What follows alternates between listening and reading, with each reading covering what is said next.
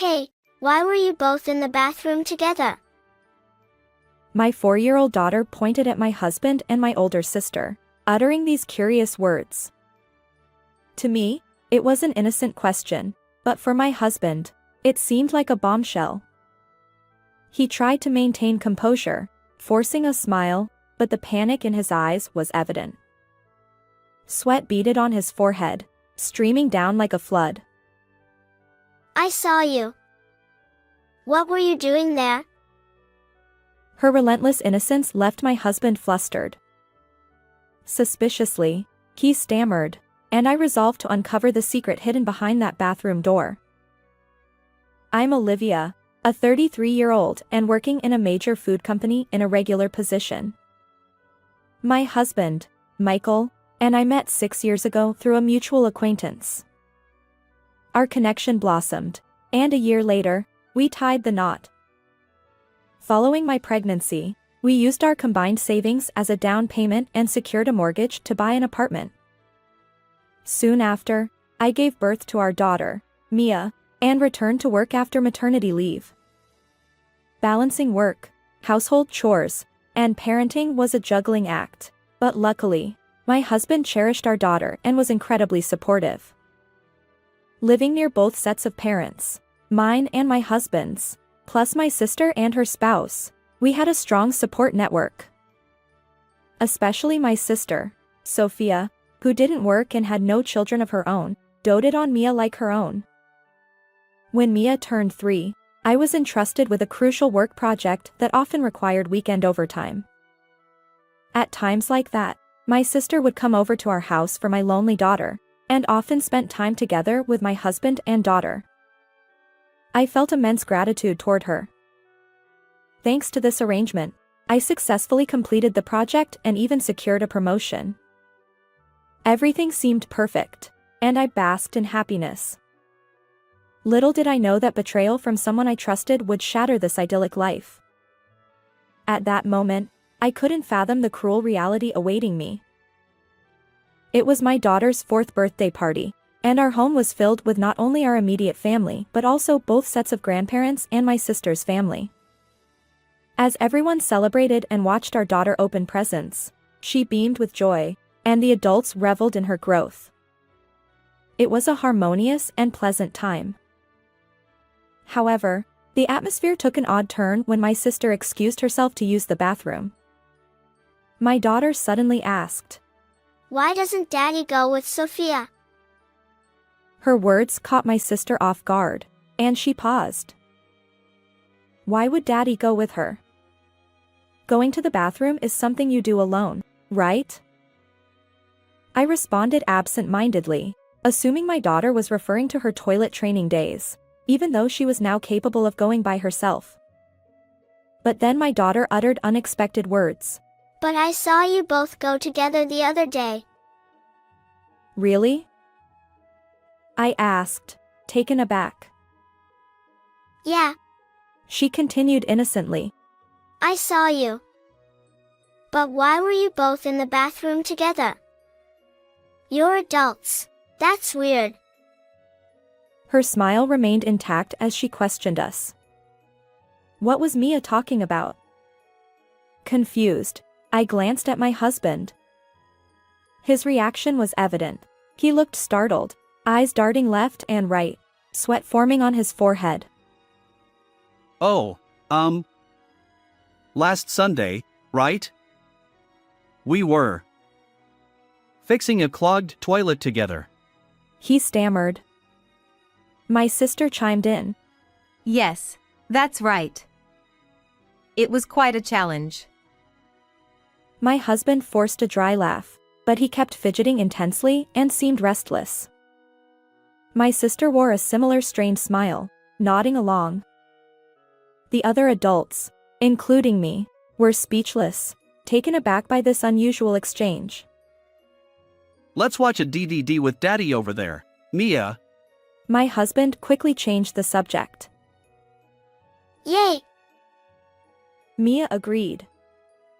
My sister added. Almost forgot. I was heading to the bathroom. They hurriedly left the room, escaping the awkward tension they had created. Something seemed suspicious. The truth was, my husband occasionally told silly lies. It was trivial stuff, pretending to shower when he hadn't, blaming our daughter for eating my stored snacks from the fridge, and other minor things. When I sensed his deception, I'd usually respond with a nonchalant, "Oh, really?" But in those moments, he'd invariably start babbling with feeble excuses, digging his own grave. And without fail, his eyes would dart around, and he'd break into a sweat. Doubts about my husband led me to have a conversation with my daughter after everyone had left that day. "Hey, Mia, did you see the toilet clogged at home?" I don't know. Daddy and Sophia always lock the bathroom. Always? Haven't Daddy and Sophia gone to the bathroom together more than once? Sophia was my sister. Mia nodded, confirming that my husband and sister frequently went to the bathroom together.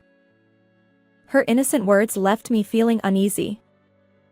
Plus, I'd never heard my husband mention a clogged toilet before. What could my husband and sister be doing in there every time? Surely not. Despite my growing suspicion, I dismissed the thought. After all, it was my sister. Betrayal from her seemed inconceivable. Torn between emotions, I decided to investigate their actions for now. During a weekend overtime shift, I decided to set up the baby monitor camera we used when our daughter was an infant. After returning home, I checked the recorded footage and was left utterly speechless. My husband and sister, wearing expressions I'd never seen before, affectionate and intimate, had their arms around each other, behaving inappropriately. Even that alone was behavior I didn't want in front of our daughter. But then, from the audio data on the baby monitor, I heard the decisive words, "I love you." Me too. They exchanged kisses, completely unaware of our daughter watching. Caught red-handed! I screamed internally. Eventually, my husband's words, "I'll take you to heaven today too," accompanied by their intertwined hands, led them toward the bathroom. They didn't return to the living room for quite some time. How dare they engage in such indecent behavior right under our daughter's nose? What heaven are they talking about? Both of them will pay in hell. Mark my words. I vowed never to forgive my husband and sister, igniting the flames of revenge. After much internal struggle, I decided to gather decisive evidence of the affair. While the baby monitor footage alone should suffice, I knew that merely confronting my husband with a kiss wouldn't be enough. He'd likely counter with excuses. I couldn't bear to hear his flimsy explanations. Yet, installing a camera in the bathroom felt too invasive. So, I set a trap. Conveniently, our daughter had an overnight stay at daycare scheduled for the following weekend. I fabricated a sudden business trip, and my husband's eyes lit up. "I'm sorry for always leaving everything to you." "Don't worry about it. I'm more concerned about you working too hard. Take care of yourself." "Yes, thank you. You should be careful too." My words carried a different meaning, but he seemed oblivious, already imagining something else, as if my words didn't reach him. On the appointed day, after dropping our daughter off at daycare, I headed to a nearby diner. Checking the baby monitor footage on my phone while keeping an eye on the street, I saw my sister eagerly approaching our house. Soon, through the camera, I witnessed my husband answering the intercom and welcoming her inside. A few seconds later, they both returned to the living room, completely undressed. My, how hungry are they? I recoiled at their audacity, then hurried home to confront them. As I unlocked the door and entered the house, I noticed discarded clothing strewn across the entrance. However, There was no sign of the two individuals in the living room. Could it be? In our bedroom. Trembling with anger, I headed toward the bedroom. But just then, I caught sight of a figure on the balcony. It seemed that both of them had sensed my return and instinctively fled to the balcony. Through the glass, I observed my husband and sister crouched in the corner, peering fearfully in my direction. Witnessing my husband's frightened eyes and my sister's slack-jawed expression, I was overwhelmed with intense revulsion and locked the door, leaving them both outside. He had finally realized that hiding was futile. He, one hand awkwardly covering a certain part of his body, tapped on the window, pleading, Olivia, it's not what you think. I want to clear up the misunderstanding, so please let me in for now. My sister clung to his back like a baby koala, desperately trying to conceal herself. Hey, why are you still talking about misunderstandings? This is a caught-in-the-act situation. My husband retorted. We hadn't done anything yet. It was just an attempt, so cut us some slack. Don't play games with me. Do you think I'm unaware of what you both usually do in the bathroom? That's a misunderstanding too. We were really just fixing a clogged toilet. Exasperated by my husband's poor excuses, I revealed that I had set up a surveillance camera in the living room to watch what was going on. I saw both of you being affectionate. You even went as far as kissing, didn't you? Hugs and kisses are just friendly gestures. I wanted to raise Mia to be friendly with people. Cheating doesn't fall under friendly gestures. So why did you both head to the bathroom afterward? That's because the toilet was clogged. We were planning to contact the manufacturer since it happened too frequently. I relentlessly pressed my husband for answers, but he continued with flimsy excuses. He refused to acknowledge his guilt, and I was thoroughly exasperated by his unyielding attitude. As I remained silent, my husband switched tactics, using a soft voice to say, "It's cold," or "I might catch a cold." But when he realized I wasn't budging, he suddenly grew aggressive. His demeanor changed, and he pounded on the glass, shouting at me. Enough! You think you can just stay quiet and get away with it? If you don't open up, I'll break this glass. I sighed at his despicable behavior. Fine, then admit your relationship with Sophia. Today isn't the first time, is it? Fine, I'll admit it. Sophia and I have been getting close in the bathroom for the past 6 months. Don't make a fuss over something so trivial. Wow, now you're just being defiant. You're truly despicable. As I unlocked the window, my husband and sister leaped inside like startled boars. Hey, how could you do this? He lunged at me, but in the next moment, he noticed the figure behind me and widened his eyes. Dad! And everyone else! In fact, on my way from the diner to home, I had contacted my parents, in-laws, and my sister's husband. Without needing a detailed explanation, they immediately understood the situation, having witnessed my husband and sister's strange behavior during our daughter's birthday party. They rushed over to support me. You shameless scoundrel!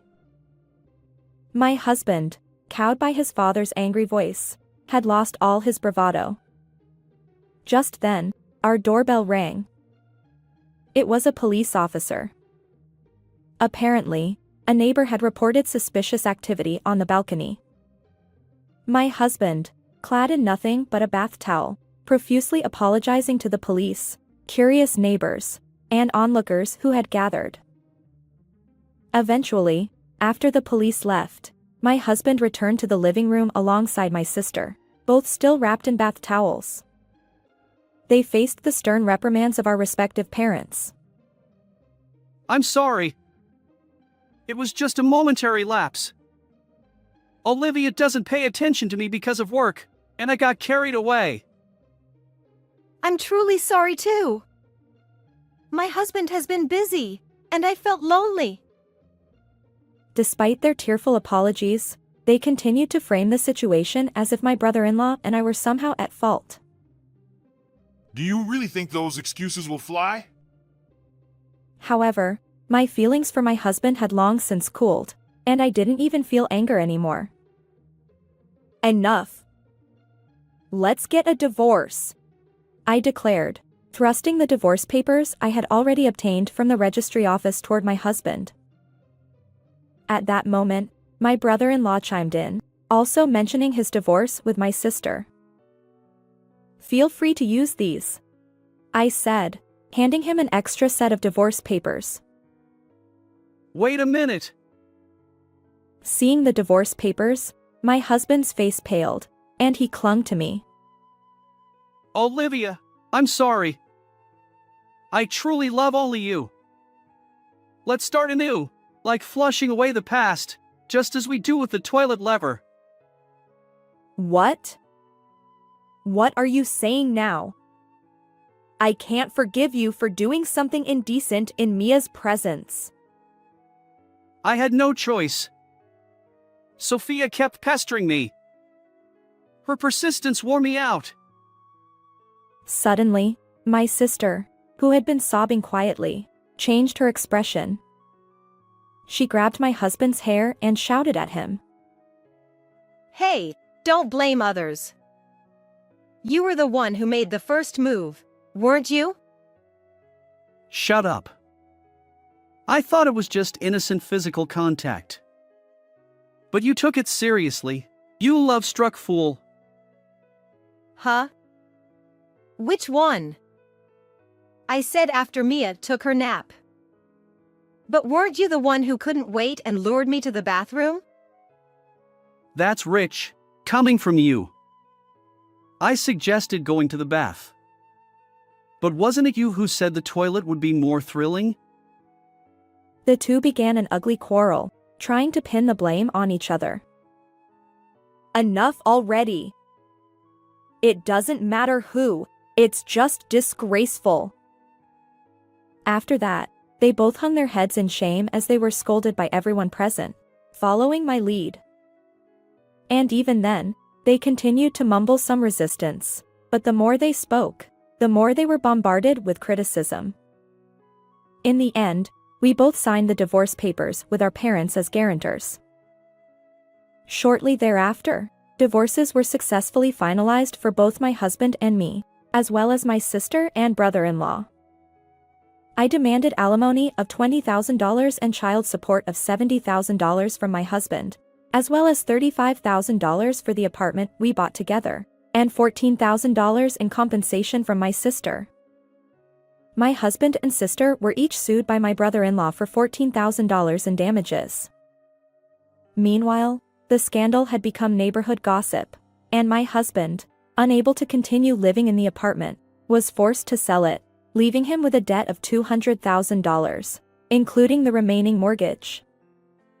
His embarrassing reputation had even reached his workplace, leading him to resign soon after.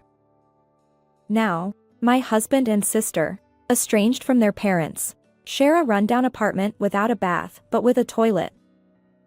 They struggle to repay their debts and constantly argue. On the other hand, I return to my parents' home with my daughter. Her grandparents still treat her kindly, so she doesn't feel lonely.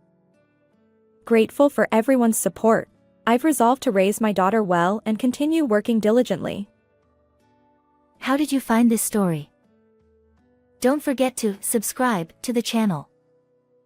Until next time in the next video.